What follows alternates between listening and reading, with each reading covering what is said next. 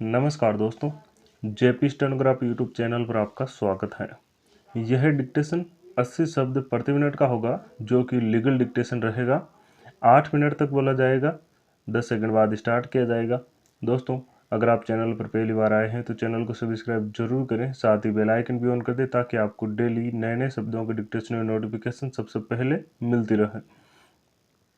Ready, start. वर्तमान मामले के तथ्यों, परिस्थितियों, साक्ष्यों, पक्षों के बहस और इस न्यायालय के द्वारा स्थापित विधि के विचार में हम सुविचारत राय में हैं कि वर्तमान मामला महादस की धारा 306 के अंतर्गत चतुर्दिक आच्छादित हैं और अभियुक्त संख्या 2 जो घटना के समय अवयस्क था के दोष सिद्धि को छोड़कर शेष अपीलार्थी गण को ठीक ही अवर न्यायालयों ने महादस की धारा 306-34 के अंतर्गत दोष सिद्ध एवं दंडित किया है।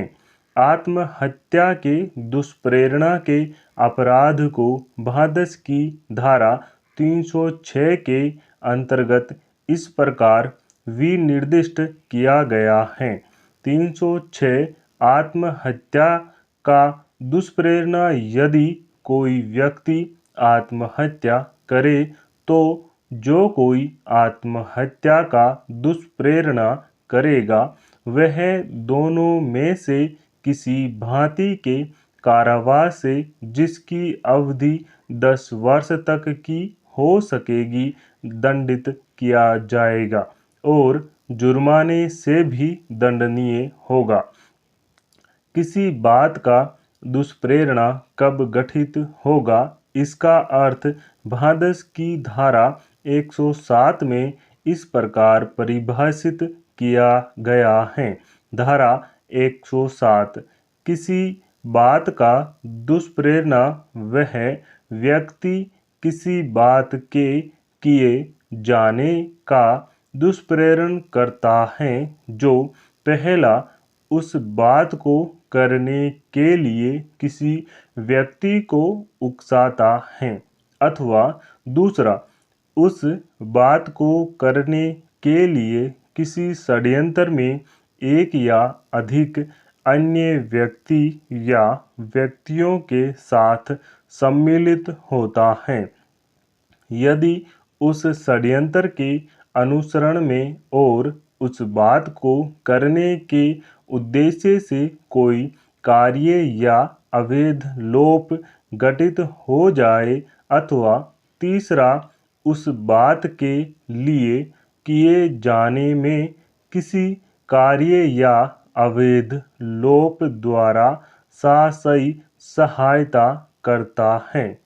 स्पष्टीकरण 1, जो कोई व्यक्ति जानबूझकर दुर्व्यपदेशन द्वारा या तात्विक तथ्य जिसे प्रकट करने के लिए वह आबद्ध है, जानबूझकर छिपाने द्वारा स्वेच्छया किसी बात को किया जाना कारित या उपापत करता है, अथवा कारित या उपापत करने का प्रयत्न करता है, वह उस बात को किया जाना उकसाता है। यह कहा जाता है जो कोई या तो किसी कार्य के किए जाने से पूर्व या किए जाने के समय उस कार्य के किए जाने को सुकर बनाने के लिए कोई बात करता है और तद्द्वारा उसके किए जाने को सुकर बनाता है, वह उस कार्य के करने में सहायता करता है। यह कहा जाता है।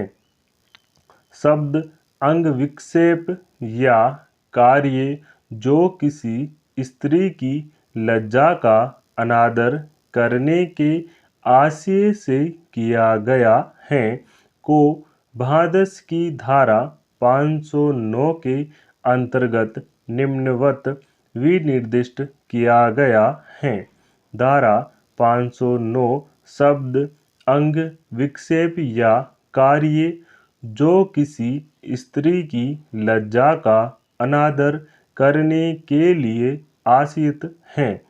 जो कोई स्त्री की लज्जा का अनादर करने के आशय से कोई शब्द कहेगा, कोई ध्वनि या अंग विक्षेप करेगा या कोई वस्तु प्रदर्शित करेगा, इस आशय से कि ऐसी स्त्री द्वारा ऐसा शब्द या ध्वनि सुनी जाए या ऐसा अंग विक्षेप या वस्तु देखी जाए अथवा ऐसी स्त्री की एकांतता का अतिक्रमण करेगा, वह सादा कारावास से जिसकी अवधि 1 वर्ष तक की हो सकेगी या जुर्माने से या दोनों से दंडित किया जाएगा।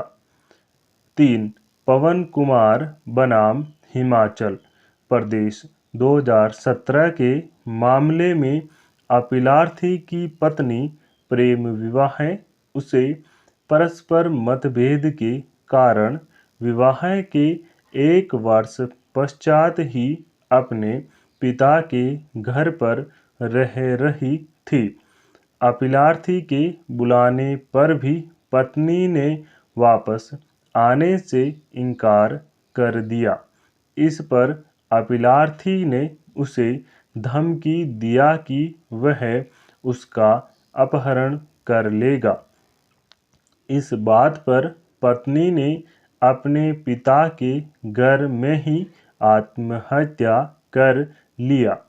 विचारण न्यायालय ने अपीलार्थी को भादस की धारा 306 एवं 498 के अंतर्गत आरोपों से दोष मुक्त कर दिया, किंतु उच्च न्यायालय ने अपीलार्थी को भादस की धारा 306 के अंतर्गत दोष सिद्ध किया, किंतु धारा 498 के अंतर्गत आरोपों के तहत उसके दोष मुक्ति को कायम रखा।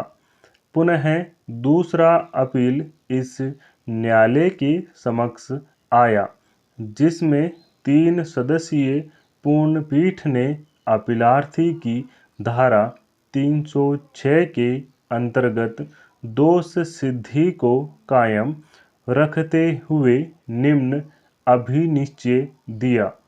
शब्द दुष्प्रेरण को भादस की धारा 306 के अंतर्गत परिभाषित नहीं किया गया है। स्टॉप। दोस्तों, इस डिक्टेशन का PDF लिंक डिस्क्रिप्शन में मौजूद है, आप वहां से जाके डाउनलोड कर सकते हैं। साथ ही यह डिक्टेशन और इसका PDF व्हाट्सएप ग्रुप पर भी शेयर किया जाता है, जिसका लिंक डिस्क्रिप्शन में मौजूद है, आप ज्वाइन कर सकते हैं।